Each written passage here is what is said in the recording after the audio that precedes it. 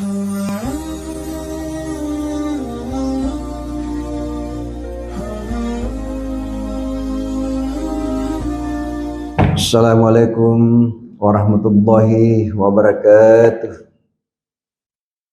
Alhamdulillahi arsala rasulahu bil huda. Asyhadu an la ilaha illallah wa asyhadu anna Muhammadar Rasulullah. Allahumma salli wa salli ala sayyidina Muhammadin wa ala ali sayyidina Muhammad, amma ba'd. Kemarin kita lanjutkan sesi yang kedua tentang renungan kematian. Sesi yang kedua ialah ketika bahwa hakikat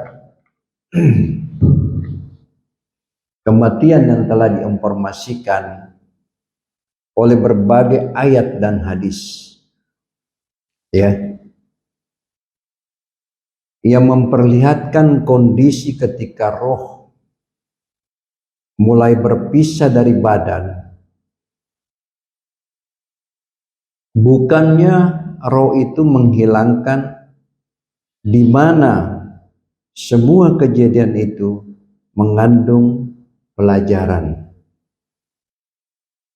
Allah berfirman dalam surat Al-Imran ayat 169, wala tansabanil ladzina qutilu fi sabilillahi amwata bal ahyun inda rabbihim yurzaqun. Dan janganlah sekali-sekali kamu mengira bahwa orang yang gugur di jalan Allah Subhanahu wa taala itu mati. Sebenarnya mereka itu hidup di sisi Tuhannya yang mendapatkan rezeki.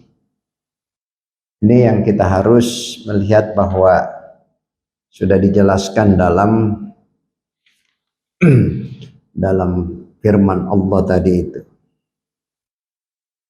Lalu kemudian karena ayat di atas, ya, ayat di atas itu untuk menggambarkan kondisi orang yang mati, artinya mati dalam keadaan syahid ini, ya. Iya, dalam keadaan mati syahid. Sedangkan hadis yang menggambarkan kematian orang yang sengsara antara lain sabda Rasulullah sallallahu alaihi wasallam pada saat para pemimpin kafir Quraisy tewas dalam perang Badar. Pada saat pemimpin yang dilakukan mereka, ini yang kita lihat, ya. Karena kenapa? Di saat itu Rasulullah sallallahu alaihi wasallam bersabda, hai fulan, hai fulan. Coba Rasulullah memanggil itu, dikategorikan nama hai fulan. Aku telah mendapatkan bahwa apa yang telah dijanjikan Tuhanmu kepadaku adalah itu benar. Ini yang kita lihat, ya. Apakah kalian mendapat bahwa apa yang dijanjikan oleh Tuhan kalian, ya, itu adalah juga benar? Seorang bertanya kepada Rasulullah, apakah engkau berbicara dengan mereka padahal mereka itu telah mati? Ini kita lihat, ya. Lalu beliau menjawab, demi jiwaku yang berada di tangannya, sesungguhnya mereka itu yang telah meninggal dapat mendengar ucapan ini dari kalian, namun mereka tidak mampu untuk menjawabnya. Yang kita harus bahwa kematian ini semua ditentukan oleh Allah Subhanahu wa ta'ala. Abu Ayyub Al-Ansyari meriwayatkan bahwa Rasulullah Shallallahu Alaihi Wasallam bersabda, ketika orang mukmin meninggal dunia, jiwa disambut oleh para pemilik rahmat, yaitu ialah penghuni surga yang berada di sisi Allah Subhanahu wa ta'ala, sebagaimana disambut manusia dengan penuh kasih sayang. Ya, perhatikan, disambut dengan kasih sayang. Saat berada di dunia, para pemilik rahmat itu berkata, biarlah dulu saudaraku kalian beristirahat. Ini yang disuruh istirahat dulu. Ya. Lalu kemudian setelah dilakukan, seorang yang telah meninggal, sebelum dia menjawab ia sudah meninggal sebelum, maka mereka akan berkata, innalillahi wa inna ilaihi raji'un. Lalu kemudian, karena perkataan, kalau kita melihat kubur seorang mayit, Rasulullah Shallallahu Alaihi Wasallam bersabda, ketika mayat itu baru saja diletakkan di liang lahat, alam kubur itu akan berkata, wahai manusia, ya, celakalah kamu. Apa yang telah memperdayakanmu misalnya, sehingga berbuat itu sangat durhaka. Ya, mereka sangat durhaka terhadapku. Sesungguhnya aku adalah rumah cobaan yang tempatnya sangat gelap.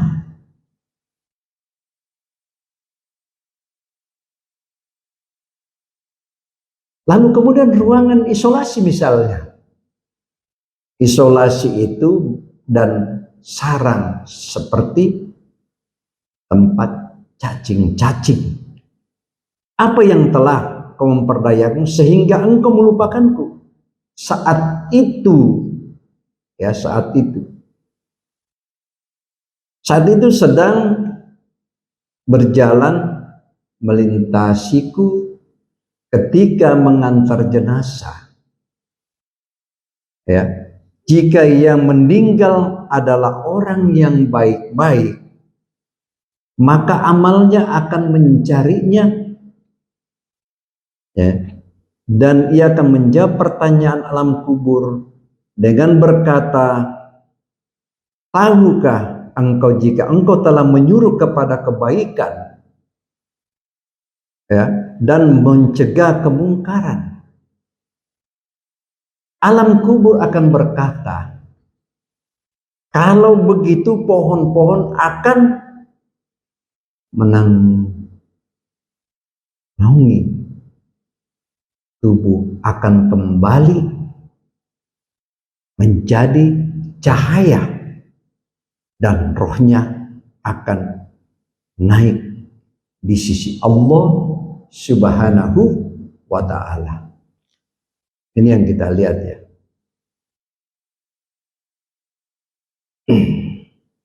Lalu kemudian beliau juga duduk di sisi kubur sambil menundukkan kepalanya. Lihat. Dan kemudian, ya Allah, aku berlindung kepadamu dari siksaan kubur.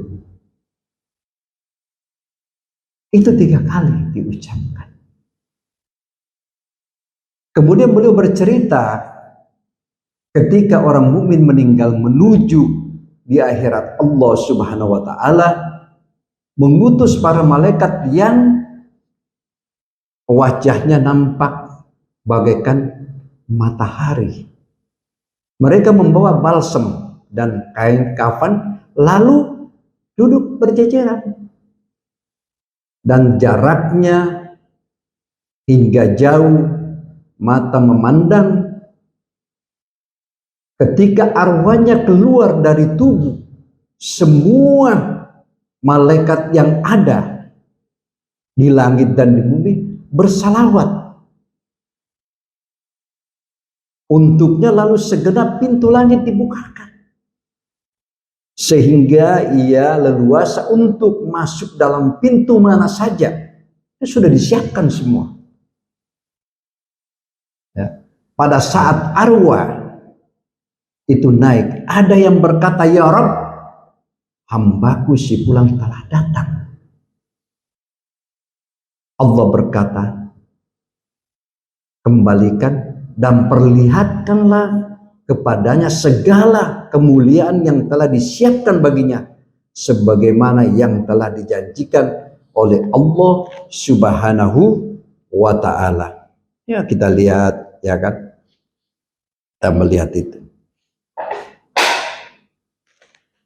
Karena kita melihat di dalam surat Taha ayat ke-15, minha halaknakum wa fiha nu'idukum wa minha nukhrijukum taratan ukhra. Dari tanah itu kami menciptakan kamu dan kepadanya hanyalah karena aku mengambilkan kamu dari sana. Dari sanalah kami akan mengeluarkan kamu pada waktu yang lain. Yang kita lihat. Lalu kemudian arwah itu juga dapat mendengar suara derap seperti sandal. Para pelayaknya akan mulai berbalik meninggalkannya, sehingga akhirnya dia ditanya, siapakah Tuhanmu? Apakah agamamu? Dan siapakah nabimu? Ia menjawab, Tuhanku adalah Allah, agamaku agama Islam, dan nabiku adalah Muhammad Rasulullah.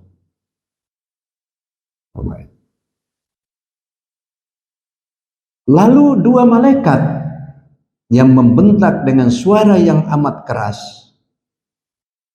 Dan itulah akhirnya cobaan yang ditimpa kepada si mayit itu.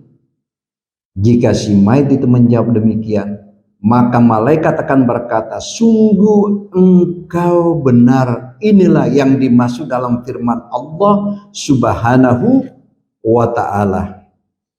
Ini kalau kita mau lihat, ya kan, karena nampaknya setiap sesuatu itu dipertanyakan semua dari awal sampai akhir.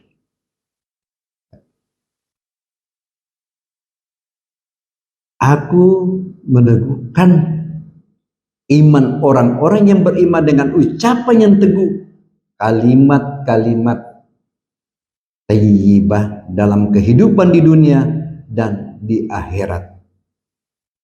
Itu yang kita melihat. Kenapa?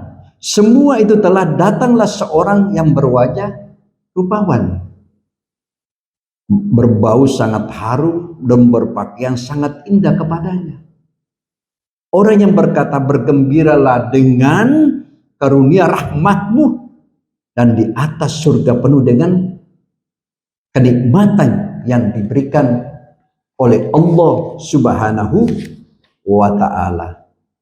Lalu kemudian penghuni si mayit bertanya, engkau memberikan kabar baik dari Allah, siapakah kamu gerangan? Ia menjawab, aku adalah amal baikmu dan engkau cepat-cepat taat kepada Allah Subhanahu wa ta'ala. Ya. Dan tidak berbuat maksiat kepada Allah, membalasmu dengan kebaikan. Kemudian ada yang berseru, gelarkan perdani surga, digelarkan suatu perdani di surga untuknya. Itu. Lalu si mayit itu berkata, ya Allah, percepatlah datangnya hari kiamat agar aku dapat berkumpul kembali dengan keluarga dan hartaku. Nabi selanjutnya, sementara kaum kafir juga, kita ini lari ke kafir, masuk di dalamnya ya, sedang menuju kehidupan akhirat, kala putus darinya kehidupan dunia, diturunkan baginya para malaikat-malaikat yang bermuka berbengis sekali mukanya itu, yang orang-orang apa namanya, yang dimurkai itu. Ya. Yang murka itu, yang berbuat maksiat kepada Allah. Ya. Dan kemudian Allah juga melihat semua hamba-hambanya. Ini orang yang seperti yang dilaknat oleh Allah Subhanahu wa ta'ala. Seluruh malaikat yang ada di langit dan di bumi, semua pintu ditutup baginya. Coba lihat, ditutup para malaikat, orang yang begitu banyak dosa-dosanya. Tidak satupun kecuali roh itu untuk memasukinya. Yang kita lihat, ketika roh naik, ia dicampakkan. Lalu kemudian malaikat berkata, wahai Allah, hambaku si fulan tidak diterima oleh langit dan bumi. Allah berkata, kembalikan dia dan perlihatlah kepadanya berbagai keburukan dan siksaan yang telah aku persiapkan. Allah sangat murka, sebagaimana yang telah aku janjikan. Allah itu kalau ya baru masuk kita di dalam kubur, mulai datang menanyakan satu persatu, kalau salah jawab ya itu baru dihantam saja palu itu. Bukan palu sulai setengah, bukan palu martil ya. Kalau palu di sana daerah Sulawesi yang namanya sulai setengah itu ya, karena kebetulan sana juga sering bolak-balik. Itu dihantam palu dalam kubur, siksanya itu yang orang durhaka.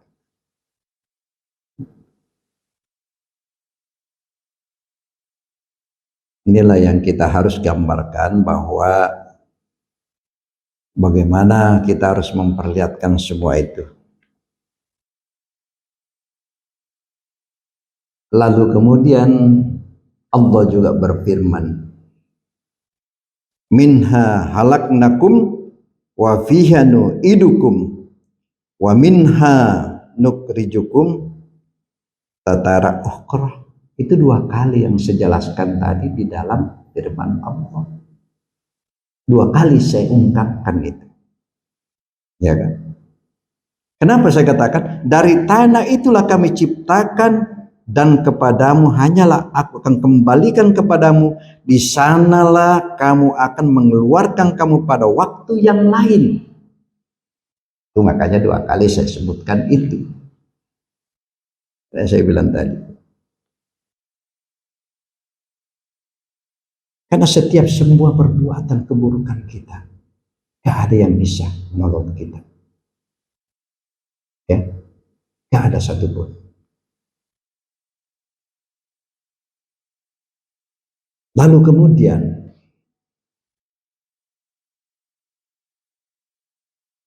karena perbuatan-perbuatan kita ini di dunia,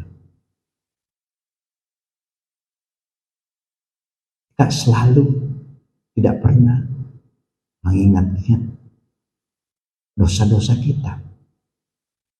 Ini yang perlu kita harus ingat. Karena kalau sementara pemikiran kita semata-mata cuma karena dunia,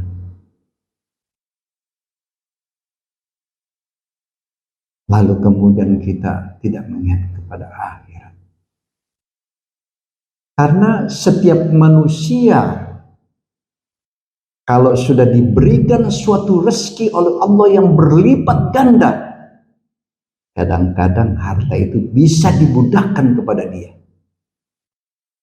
Dan dia tidak mengingat satu saat Allah akan bisa mengambil semua itu. Makanya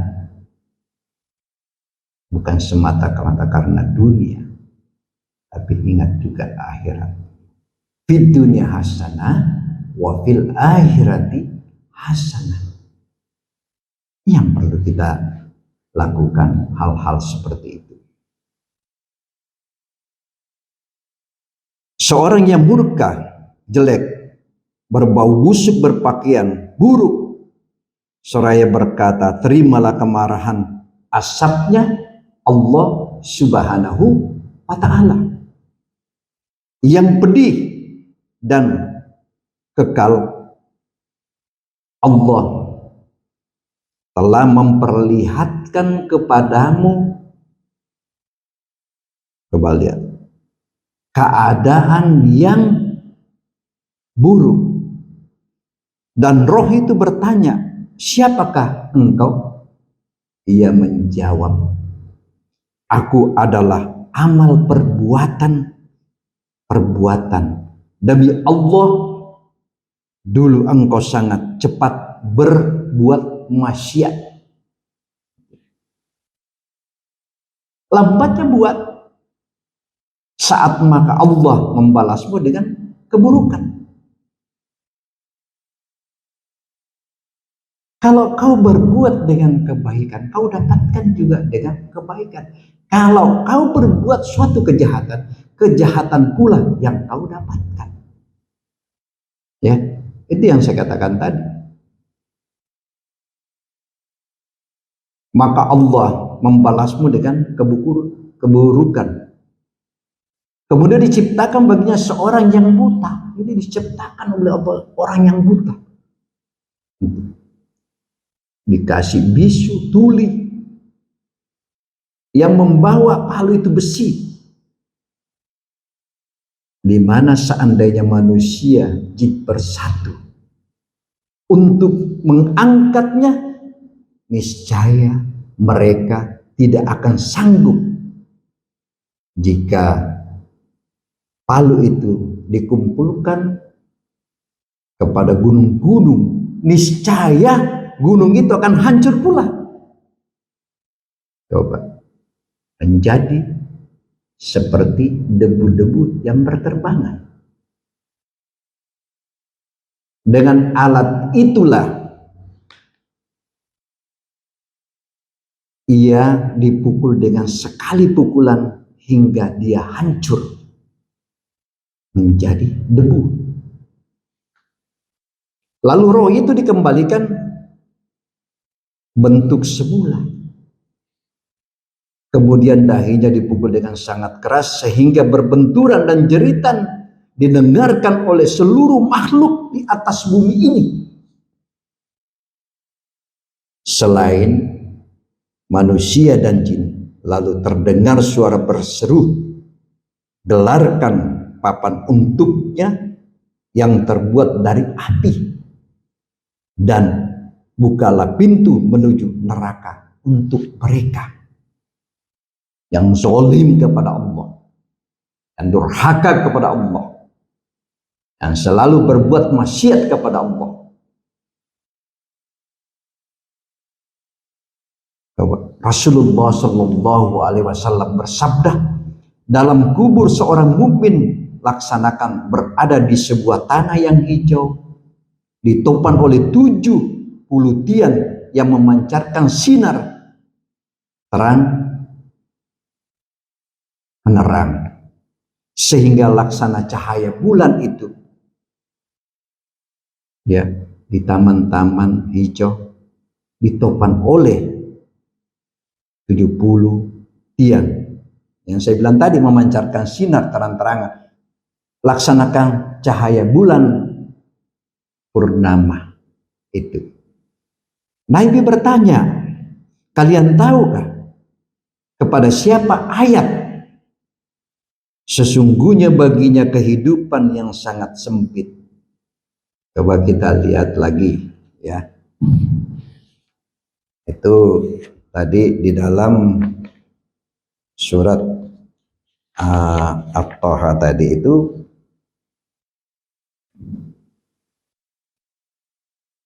surat Taha 124.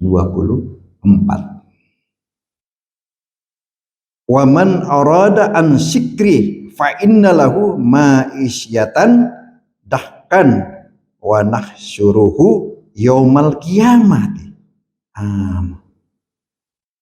Ya, coba lihat. Barang siapa berpaling dari peringatanku, kata Allah, maka sungguh dia akan menjalani kehidupan yang sangat sempit.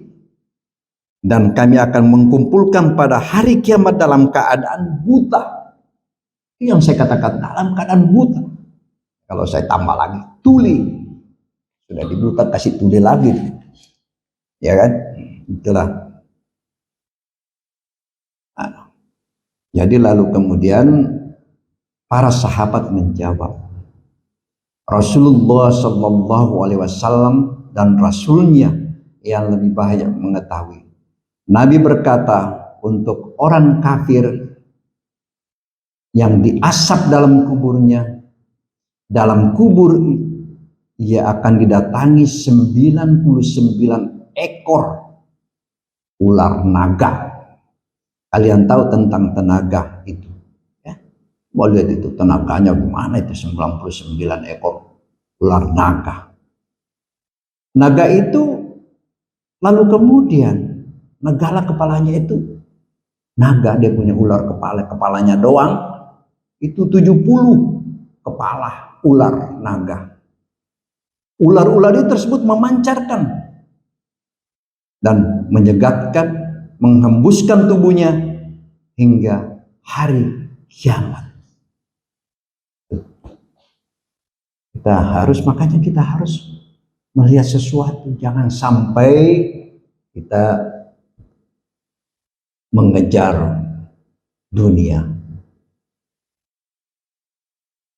tapi kita juga melihat akhirat. Karena semua kematian ini tidak ada yang bisa mengetahui, apapun, siapapun, kecuali Allah Subhanahu wa Ta'ala. Gak ada yang bisa tahu, itu rahasia Allah. Kalau ada yang mengatakan si fulan saya tahu ini meninggal ini, nggak bisa seperti itu. Ya. Tidak ada satupun yang bisa mengatur tentang kematian kecuali Allah. Allah Subhanahu wa Ta'ala. Kita harus perkuatkan nilai-nilai iman kita kepada Allah Subhanahu wa Ta'ala. Jangan kita terlepas, karena di dalam kehidupan ini selalu kita bermunajat kepada Allah Subhanahu wa Ta'ala. Tidak jadi masalah. Capailah duniamu, kejar duniamu, tapi jangan lupa akhirat. Jadi ada keseimbangan. Ada keseimbangan.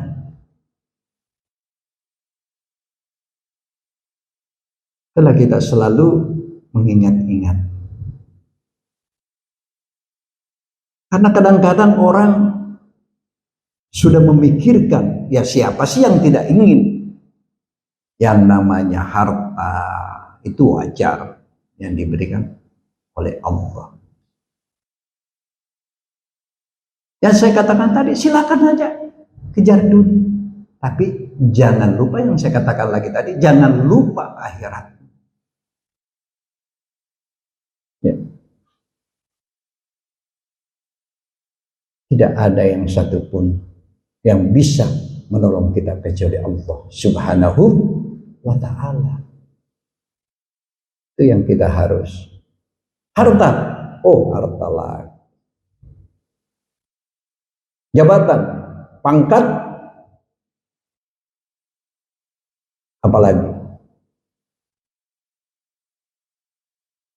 pangkat, harta, jabatan, setinggi apapun kehebatan manusia, tapi kalau sudah Allah yang mengambil semua itu, innalillahi wa inna ilaihi raji'un. Makanya jangan sombong. Baru kemarin dapat jabatan, baru kemarin dikasih rezeki oleh Allah, ya kan? Tidak ada bayan kecuali kita minta pertolongan kepada Allah Subhanahu wa ta'ala. Kita kuatkan itu nilai-nilai ibadah kita kepada Allah. Mari kita perbanyak bermunajat kepada Allah. Kita laksanakan perintah Allah. Ya. Kalau kita misalnya, kadang-kadang kita ini manusia, Pak. Begitu kita melaksanakan sholat, kadang-kadang kita punya pakaian itu compang-camping aja, nggak tahu apa sudah dipakai 2 hari masih juga dipakai itu untuk sholat. Tetapi begitu dipanggil seorang petinggi misalnya, atau tidak seorang pejabat, oh, kalau perlu dia pakai das, pakai jas, sepatunya lengkap semua, bersih, neces. Itu kadang-kadang seperti itu yang terjadi. Padahal sesungguhnya begitu kita berhadapan dengan Allah, minta bermunajat, lengkapi dan bersihkan semua. Allah suka yang orang bersih, apalagi yang sangat berbau harum. Ya, baguskan gitu. Di saat kita bermunajat, di saat kita melaksanakan pakaian yang bersih dan bagus. Jangan cuma menghadap para pejabat kita, pakaian kita bagus, lalu kemudian kita melaksanakan sholat, pakaian kita biasa aja. Nggak boleh seperti itu. Lebih bagus kita menghadap sama Allah, bermunajat kepada Allah. Lebih bagus pakaian kita. Ya. Masa kita pakaian biasa menghadap, yang sudah 2 hari dipakai, pakai lagi sholat menghadap. Itu baunya minta ampun. Ya, kalau cuma barangkali baunya seperti bau-bau biasa sih nggak jadi masalah. Tapi kalau bau seperti bau sampah, Allahu Akbar. Ya, makanya mari kita tingkatkan nilai-nilai ibadah kita kepada Allah Subhanahu wa ta'ala. Nanti kita lanjutkan lagi sesi yang berikut ini. Kemarin yang pertama, sekarang yang kedua, lalu kemudian kita lanjutkan yang ketiga. Demikianlah penyampaian saya. Wassalamualaikum warahmatullahi wabarakatuh.